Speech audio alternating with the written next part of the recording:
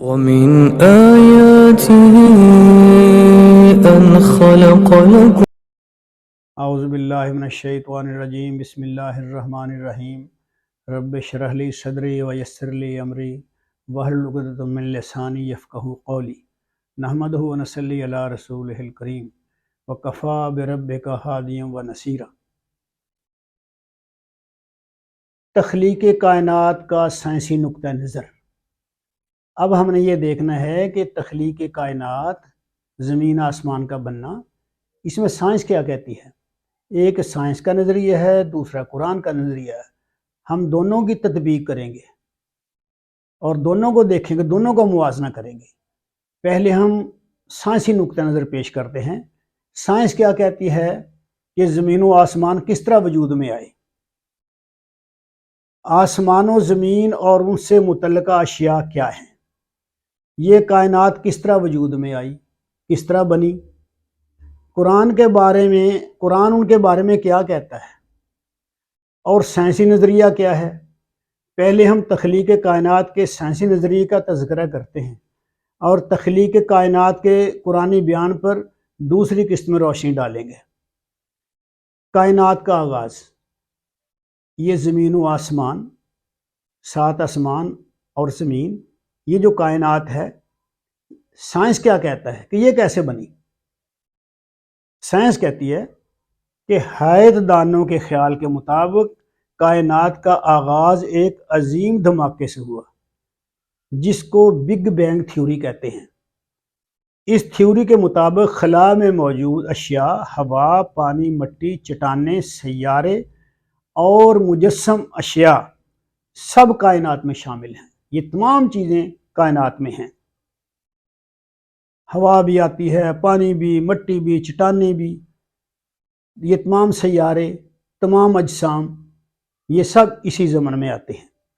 سائنسدانوں کے مطابق 15 ارب سال قبل کائنات کا مادہ ایک جگہ جمع تھا اور اس کی شکل ایک بڑے اور کثیف یعنی بھاری ہائیڈروجن کے گولے جیسی تھی۔ اچانک ایک زوردار دھماکہ ہوا جس کو بگ بینگ کہتے ہیں۔ اس دھماکے سے تمام مادہ خلا میں بکھر گیا۔ بگ بینگ کے بعد کائنات بہت زیادہ گرم گیسوں کے بادلوں کی شکل اختیار کر گئی۔ یہ گیسیں پھیلتی اور سکڑتی رہیں اور یہ بادل آہستہ آہستہ اپنے مرکز سے دور ہو گئے۔ تقریباً 10 لاکھ سال بعد یہ بادل اکٹھے ہو کر جم گئے اور سکڑنے لگے۔ اسی طرح گلیکسیز یعنی کہکشائیں وجود میں آئیں، جن میں ہماری جو دنیا والی جو ہمیں نظر آتا ہے یہ آسمان، یہ گلیکسی جو ہے کہکشاں، اس کا نام ملکی وے ہے۔ یہ ہماری دنیا کہکشاں ہے اور ان میں ستارے بن گئے۔ اب ہم دیکھتے ہیں کہ نیبولا کیا ہے۔ یہ نیبولا جو ہے یہ سائنس کی زبان میں کیا ہے۔ نیبولا لاطینی زبان میں بادل کو کہتے ہیں۔ رات کے وقت آسمان میں مدھم روشنی کے ٹکڑے نظر آتے ہیں۔ خلا میں گرد و غبار، گیسوں اور بادلوں کو نیبولا کہتے ہیں۔ اگر یہ گیسیں روشن یا ستاروں کی روشنی کو منعکس کریں، یعنی ان گیسوں میں ستارے روشن ہوں تو نیبولا روشن دکھائی دیتا ہے۔ نیبولا کے سکڑنے اور منجمد ہونے پر ستارے بنتے ہیں۔ کہکشاں کیا چیز ہے؟ کہکشاں کسے کہتے ہیں؟ کائنات میں کم از کم 1 ارب گلیکسیز ہیں اور اکثر گلیکسیز یعنی کہکشاں ایک دوسرے سے کئی لاکھ نوری سال کے فاصلے پر ہیں۔ تو ہماری دنیا والی کہکشاں جو ہے ملکی وے، پہلے ہم اس کا ذکر کریں گے کیونکہ ہمیں تو ابھی اسی کے مطابق ہی پتہ ہے، اسی کے متعلق پتہ ہے، اسی کے متعلق ریسرچ ہوئی ہے۔ دیگر کہکشائیں تو بہت زیادہ پھیلی وسیع ہیں اور اس سے بہت دور ہیں۔ ہمارا نظام شمسی یعنی سورج کا نظام اسی گلیکسی کا حصہ ہے۔ اس گلیکسی کا نام ملکی وے ہے۔ ہماری زمین اور دیگر 8 سیارے اس کے اندر واقع ہیں۔ اس میں تقریباً 1 کھرب کے قریب ستارے ہیں۔ جو ستارے ہم دیکھتے ہیں وہ اسی گلیکسی کا حصہ ہیں۔ اس کا قطر 1 لاکھ نوری سال ہے۔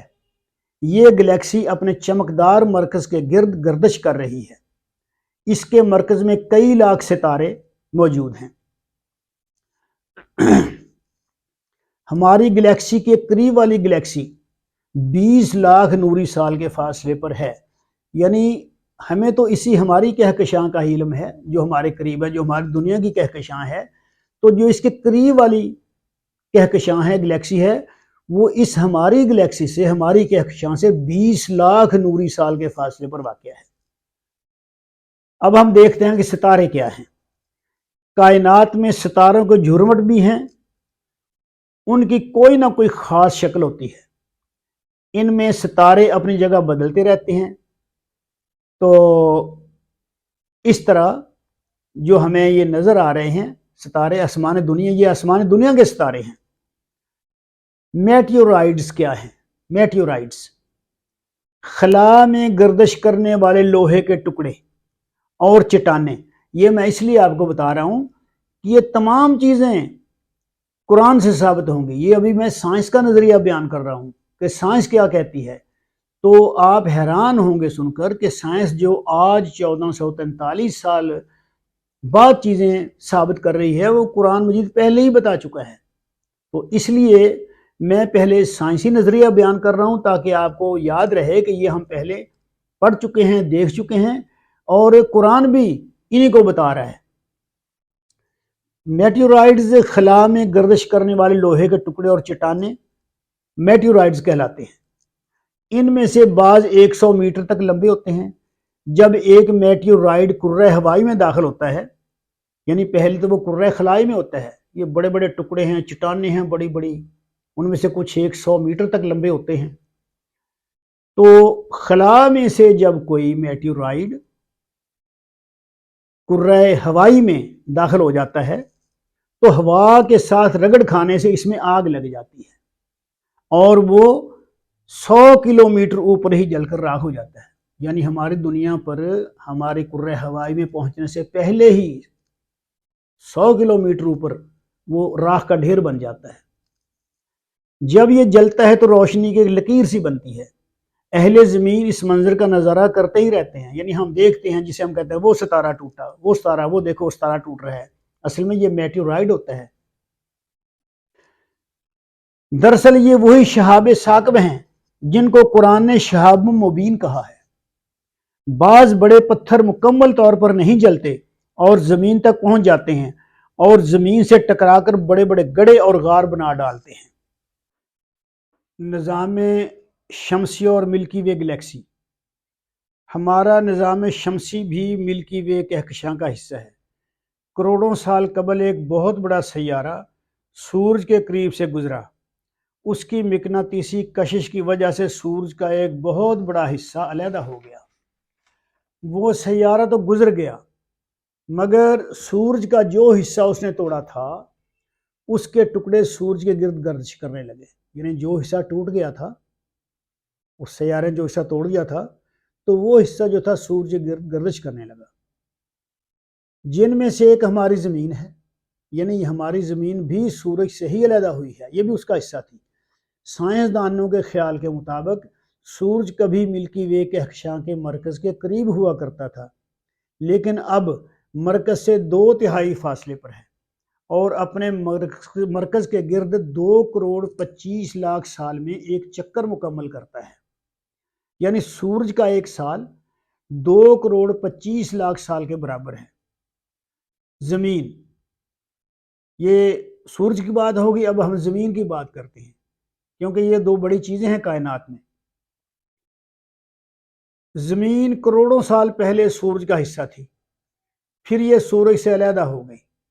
پہلے بتا چکا ہوں کہ وہ جو سیارہ، بہت بڑا سیارہ سورج کے قریب سے گزرا، اس کی مقناطیسی کشش سے ایک حصہ الگ ہو گیا، سورج اس کا، تو سورج کا حصہ الگ ہو گیا، تو وہ جو ٹکڑے تھے انہوں نے گردش کرنا شروع کر دی، تو انہی میں سے ایک ٹکڑا زمین تھی، یعنی یہ کروڑوں سال پہلے سورج کا حصہ تھی، پھر یہ سورج سے علیحدہ ہو گئی اور سورج کے گرد گھومنے لگی۔ ابتدا میں یہ آگ کے گولے کی طرح تھی، کیونکہ یہ سورج سے علیحدہ ہوئی تھی، سورج بھی تو آگ کا گولا ہے نا، تو یہ بھی اسی کا ایک حصہ تھی، یہ بھی آگ کے گولے کی طرح تھی۔ وقت کے گزرنے کے ساتھ ساتھ ٹھنڈی ہوتی گئی، مگر اندر سے آج بھی گرم ہے۔ اس کے اندر پگھلے ہوئے سیال مادے ہیں۔ جب کبھی کوئی آتش فشاں پھٹتا ہے تو اس کے اندر سے اتنی آگ نکلتی ہے کہ آسمان دھوئیں سے بھر جاتا ہے، اور اس کی جلتی ہوئی چنگاریاں ہر چیز کو جلا کر بھسم کر دیتی ہیں۔ اس کی اڑتی ہوئی راکھ ہوائی جہازوں کے انجنوں میں داخل ہو کر ان کو ناکارہ بنا دیتی ہے، جس سے ہوائی حادثات ہوتے ہیں۔ زمین کے اندر آج بھی اسی طرح آگ موجود ہے جیسے کبھی پہلے تھی۔ ومن آياته أن خلق لكم